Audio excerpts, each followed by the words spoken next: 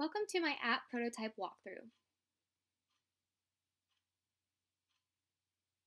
My app is the Period Tracker app. Before we begin, I would like to give you a little bit of history about the Period Tracker app. So Period Tracker is known to be the easiest way to track your health. Period Tracker logs your dates and calculates the average of your past cycles to predict the start of your next period. The user can view their past, current, and future period dates, ovulation and fertile dates, moods, symptoms, weight, and more.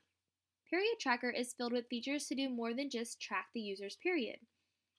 With the rebrand, we strive to keep their simple and cute aesthetic that they were known for, but also make the app to be user-friendly for all women. So as you saw, the user is greeted with a splash screen and brought into this sign up and login page. The user has the opportunity to sign up, log in, or continue as guest. We're going to go ahead and sign up. So upon sign up, the user is asked to input their name, age, username, and password. We're going to go ahead and do so. And then we're going to go ahead and sign up. Then we're directed to the home screen. Upon signing up, the user is greeted with a walkthrough feature. So let's go through it. So this is the home feature. The home feature will host the cycle countdown and all reminders and alerts. Once the user feels like they understand that information, they can press Got It in the top right corner to go to the next feature. The next feature is the calendar feature. The calendar will host the user's cycle information and notes and symptoms. Once they feel like they've got that information, they can press Got It to go to the next. This is the charts feature. The charts feature will keep track of information such as cycle, weight, and more. Once they've got that, they can go to the next. And the next is the profile. The profile is customizable, and the user can report to it to change settings and more. Once they've got that information, they're directed to the home screen. At the home screen, the user is greeted by name. Then they're told when their projected start date is. There is a nice countdown feature that will tell them how many days are left until their next period cycle. They can see the calendar, and then they also have reminders and alerts. These reminders and alerts are sent to the user by the app, and they are personalized. These can be reminders and alerts such as a reminder to when their next cycle will start, a reminder to not forget to add symptoms or notes or whatever they haven't added from their last cycle, and also things such as happy birthday because this app is personalized. We're going to go ahead and go and see the profile feature next. At the profile feature, the user is greeted by name once again. But in this section, they have the opportunity to customize their profile for their name and a few things about themselves. They can also see personal data, they can change their subscription plan, look at their settings, and find help. From here, let's go to the calendar. Here's the calendar.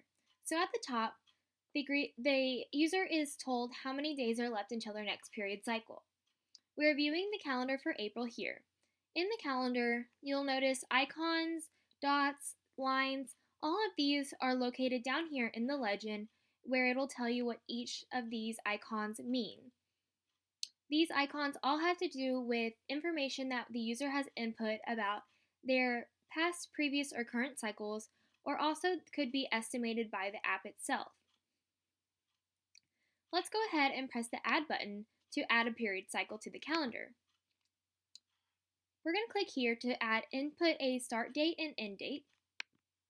We'll go ahead and do so, and then we'll press Add Cycle, and then we'll be directed back to the calendar. The user can also click on any date on the calendar to input more notes and symptoms. So we're going to go ahead and click on the date. Here they can add their cycle start, cycle end, or if they are intimate today. Because this app is a free app, there are ads spread out periodically through the app.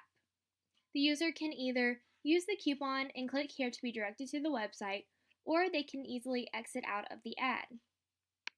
Next, we're going to add notes and symptoms to this specific date. So we're going to click Add Notes and Symptoms, and we'll be directed here. Here is the Notes and Symptoms screen.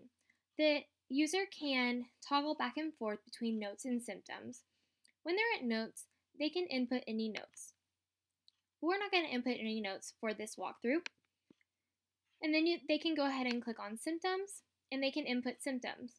We're going to go ahead and input a few symptoms. And then here's the rest, just for this walkthrough. And then they can go ahead and press Add Symptoms and be directed back to this page. Then we're back at the calendar home screen. Next, we're going to go ahead and look at the charts feature. Here's the charts feature. So within charts, the user can view charts for steps, weights, symptoms, and they can also see how many days are in their average period cycle. They can add cycles, and they can view the log. We're going to go ahead and take a look at the steps feature. Here's the steps feature. The user can input a goal and their steps for the current month. They can either change their goal or input data. Then we'll go back to the weight feature. The weight feature is very similar to the steps feature. It is a tracking of their weight for the month, and they can either change their weight or input data. Then we'll head back, and the next feature is the symptoms feature, where the user can track their monthly cycle symptoms or their yearly cycle symptoms. So we'll click here. The user can see their percentages for their last cycle. Oops, and there's another ad that pops up because we're using a free app. The user can redeem now and be directed to the website, or they can easily exit out. And then we'll look at the percentages for this year. Then we'll head back to the charts feature. We've looked at everything for this app thus far. This is the free version of the app.